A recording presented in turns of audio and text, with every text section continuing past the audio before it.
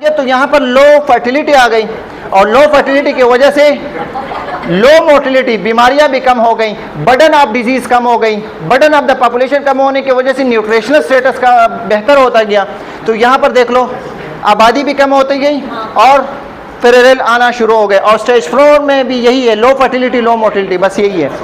तो हम as a community level पे आप लोगों को काम करना है इस पर। स्टेज 1 देख लो, birth rate is high as a result of, क्यों ज़्यादा थे पैदाइश, यानी बच्चे क्यों ज़्यादा थे इब्तदाई ज़मानों में, क्या रीज़न क्या थे?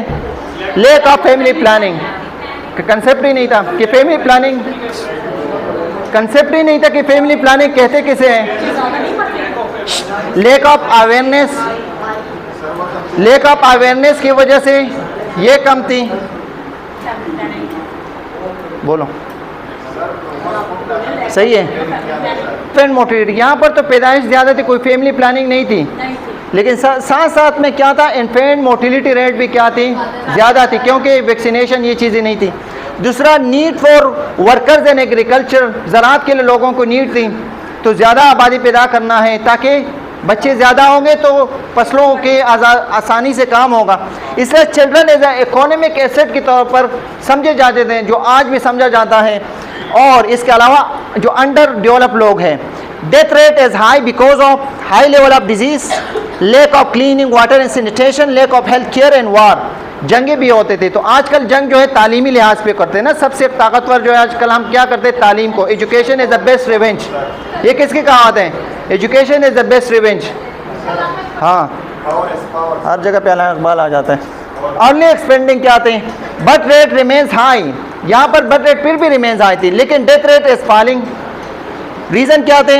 Improve health care, smallpox vaccination आ गई, improve hygiene, water for drinking boiled वगैरह, आजकल मिनरल वाटर भी मिल रहे हैं, इस ज़माने में नहीं थे। और इसके अलावा इम्प्रूव सैनिटेशन सिस्टम अच्छा हो गया। इसके अलावा improve food production and storage, पहले ज़माने में स्टोरेज का कंसेप्ट ही नहीं था भाई, लेकिन आजकल है। मिल्क पहले नहीं थे, आजकल है। इम्प्रूव ट्रांसपोर्ट फॉर फूड, ये भी आ गए।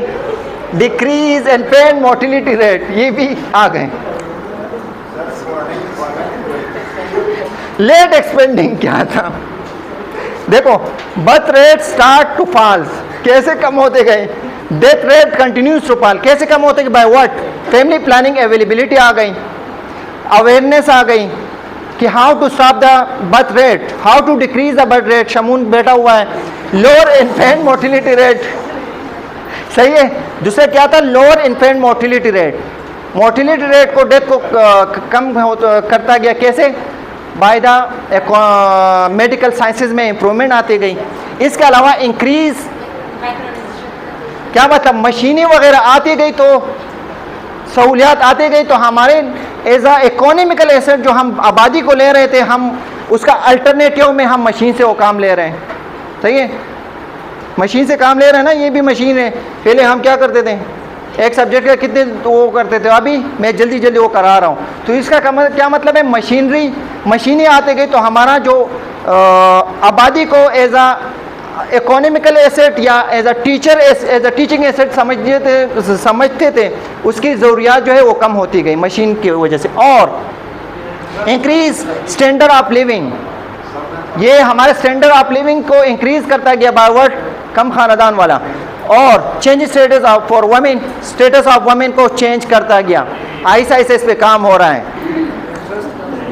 सही है। डेमोग्राफिक ट्रैप क्या है? A situation where a developing country continues to have high birth rate with a low birth rate. Demographic trap इसको कहते हैं कि जहाँ पर डेवलपिंग कंट्री में फर्टिलिटी रेट बरकरार रहे लेकिन डेथ रेट कम होता जाए, तो इसको हम क्या कहते हैं? डेमोग्राफिक ट्रैप कहते हैं। तो क्या है? Is this beneficial for our country? Fertility rate high हो लेकिन मोटिलिटी रेट कम होता जाए, तो फिर क्या होगा? आबादी बढ़ेगी, तो burden of disease, burden of nutritional demand जो है वो क्या होगा? ज़्यादा होगा। तो this means high natural increase in population extend to economical over population करते हैं। When the demands for a growing population exceed, तो इसको हम क्या कहते हैं? कैरिंग कैपेसिटी भी कहते हैं। सही है। तो ये वाला इसके साथ डिसमिस हो जाता है, ये वाला। क्यों? Thank you.